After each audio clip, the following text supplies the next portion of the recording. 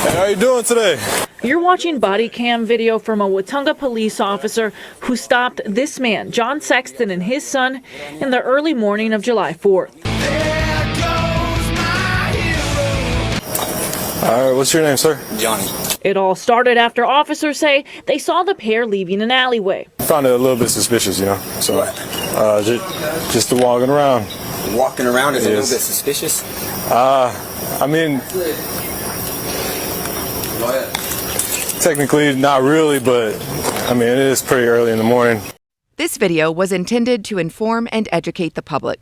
Welcome once again to the Junkyard News. And have I got a story for you today that just may piss you off to the point to where you want to voice your concern to the police department involved, whether that's on Facebook, whether that's in an email, whether that's on a phone call, because I know that's what I want to do. When will police departments and sheriff's departments in this country, in states that do not have a stop and identify statute in a consensual contact type of scenario, teach their officers that someone does not have to provide identification in a consensual contact when there is no offense to the law, whether that be a traffic law, whether that be a law like littering.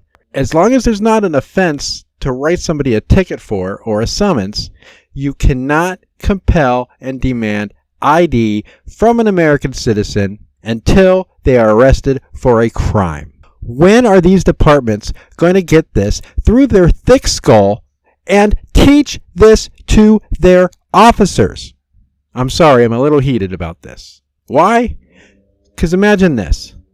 Imagine you're a father and you have a very young one with autism. And it's a normal routine for you and your son to keep him calm and start his day, to get up early in the morning, 5:30 or 6 a.m. when the sun's starting to come up, and to keep him in a good place, you go for a walk around the neighborhood. It becomes routine. It becomes a calming effect for the autistic child. It's normal. Yet on July 4th of all days, on Independence Day this year, we have a police officer who pretty much spit on the Constitution and detained a man. Some might call it a de facto arrest, but he was detained in handcuffs after being forced to the ground because the officer wanted his crack. He wanted this man's ID just for walking down the alley with his son. No suspicion of anything other than the fact that he's walking down an alleyway with his child. Are you kidding me? If this doesn't infuriate you, I don't know what will. I mean, this is as basic as it gets to human rights, to civil rights in America. We're not supposed to be living in a police state. You are free to walk down the street in America without some nosy cop sticking his nose in your business.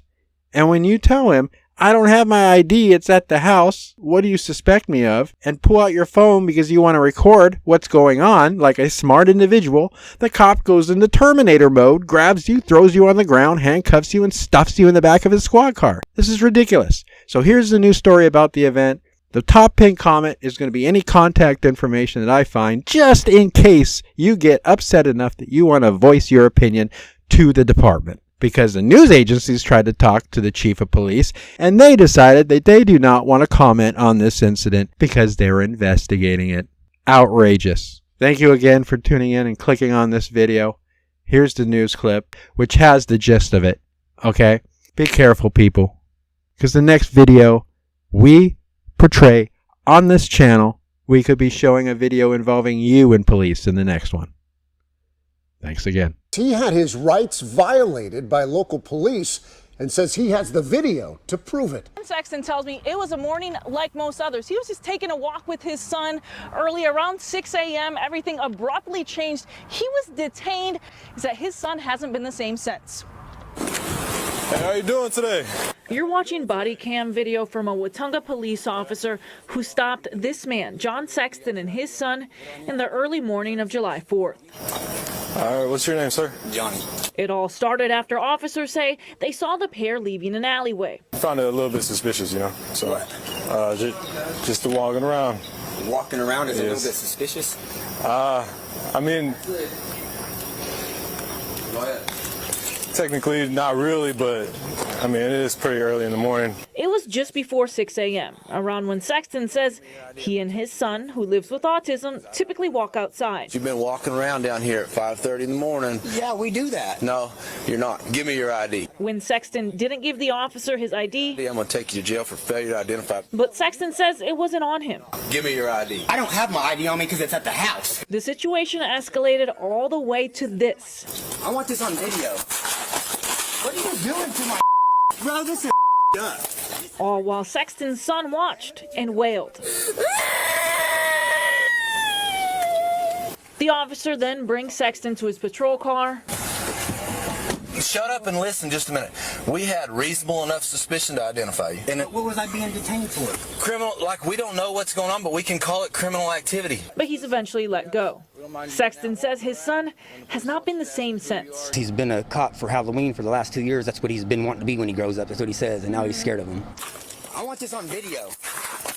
This arrest during a morning walk is one that John Sexton said violated his rights and traumatized his 6-year-old. OSBI is still investigating the use of force case, but in the meantime, viewers have sent KOCO 100 messages, emails, and phone calls, complaints, and other cases involving one of those officers. It's just sad that it's taken so many years. And we're not the only ones. We've had over 200 phone calls this weekend. While it's not his department, the Blaine County Sheriff is calling for both officers involved to be taken off the streets while OSBI works its case, concerned for the community. I can understand why they feel the way that they do, because of hearing that child scream is one of the hardest things. The sheriff says that officer has a history of other complaints as well, including from his former colleagues.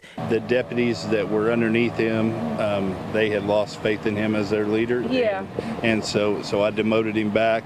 Later, The officer ended up moving to a position that wasn't with the public, then ended up leaving the sheriff's office, eventually leading him to a position with Watonga PD. The city of Watonga gave us a statement saying they take the allegations seriously and they'll follow state law when it comes to personnel while the OSBI investigates. One of these days, these boots are gonna walk all over you. Videos uploaded by the Junkyard News are helped in part by viewers just like you. You can show your support for this channel by clicking the thumbs up, sharing our videos, or hitting that all-important support button on our channel page. Don't want to miss a video or a story? Make sure to check us out and like us on Facebook at The Junkyard News.